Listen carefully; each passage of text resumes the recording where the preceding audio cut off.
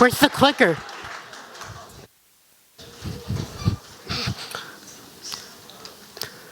.5%. According to Gallup in 2017, 4.5% of Americans, that's more than 14 million, self-identify as LGBTQ.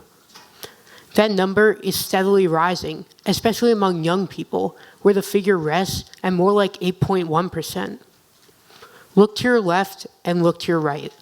Look at the people in your row. Almost 1 in 10 of you may be gay. Almost 1 in 10 young people are LGBTQ. But the fact remains that we still raise our kids to believe that heterosexuality is the norm.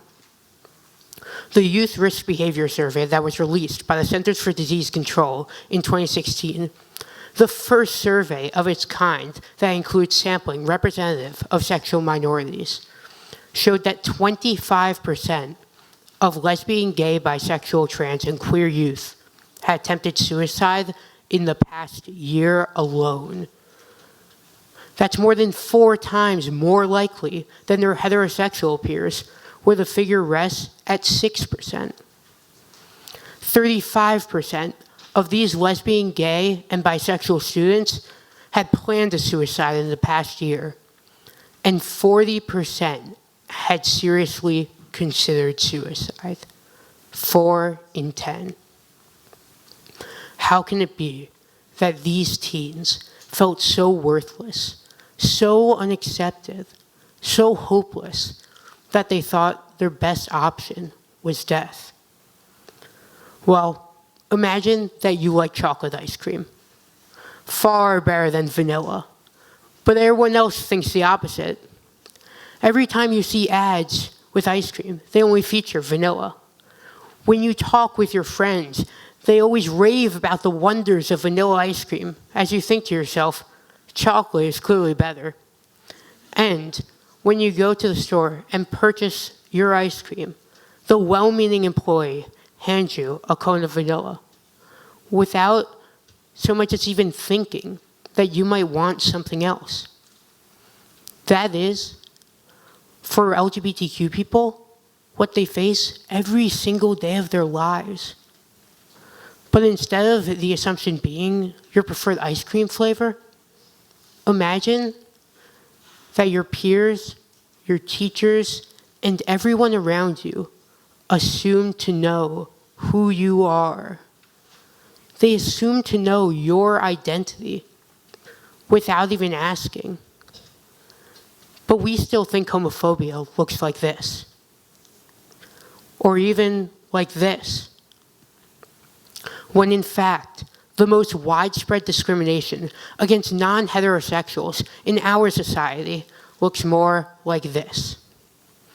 And this, and this, and this, and this, and this. Now, of course, I don't mean to say that the directors, writers, or actors in these shows and movies that feature heterosexual romance are homophobic.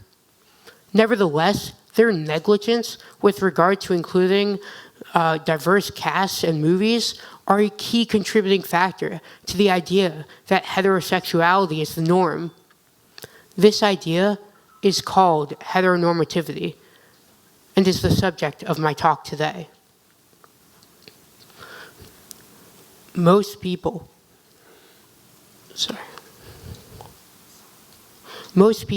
do identify as straight. So heteronormativity isn't necessarily false. But the problem with this concept isn't its accuracy, but its implications. Because if everyone is normal, you can say that's so gay. Because even just the word straight implies that there's something crooked or abnormal about being anything else. If even the very words we use to describe our sexual orientations tell us that gay means weird, how can we be expected to think otherwise? None of you would ever say something that might hurt every 10th person in this room.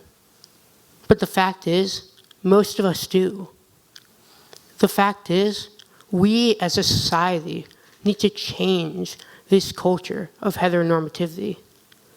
We need to do better. We must do better. And we can do better.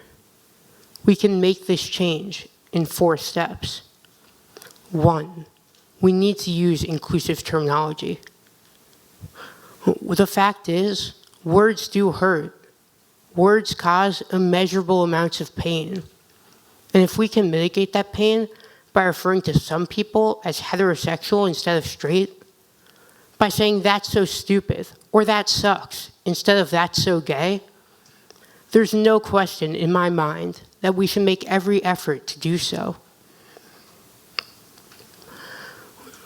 Because words affect how we think about others, how we act towards them, and how they feel about themselves. The dangers of words are clear and apparent, and to ignore them would simply be irresponsible. Step 2, we need to change our media. This change in terminology can come from the top down. We need to make our media more inclusive in order to normalize homosexuality in our society. This trend of having gay characters presented through media has become more popular as movies like Love, Simon come out about the need for inclusivity. TV shows like Will and Grace and celebrities being more open about their own sexuality helps to normalize being gay, but only to a very limited extent. Most of these characters exhibit the stereotypical traits of a gay person. These male characters had tight-fitting clothing, high voices, and were very flamboyant, while I can't even name a lesbian character in a prominent TV show or movie. This leads us to our 3rd step, keeping an open mind. While my voice might be a little high, I hardly wear tight-fitting clothing, as people seem to think gay people should. There's a strict image of what LGBTQ people should look like. Destroying this image is a crucial part of making sure that people feel included. By doing this, we make sure that everyone knows that it's okay to be themselves, that they can be who they want without conforming to the requirements society sets for them. These ideas of inclusivity need to be taught at a young age, which leads us to step number 4. We need to expose our children to diverse reading material and videos at younger ages. While there might be a lack of gay representation in media overall, this gap widens drastically when talking about children's books, TV shows, and movies. This lack of LGBTQ representation can be compared to the lack of African American characters in children's books in the 19th and 20th centuries. By not featuring diverse casts, these books make heterosexuality the default and make everything outside of this narrow scope seem unacceptable. A minute portion of children's TV shows, have begun to incorporate gay characters. But it's not enough. Wouldn't it be great if our main character had 2 moms, or 2 princes had a happily ever after? Because something as simple as that can make all the difference.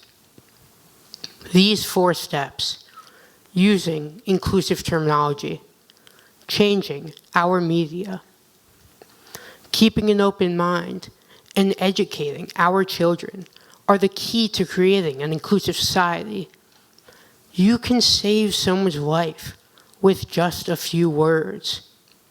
You can change the way the media talks about sexuality by supporting inclusive shows and movies.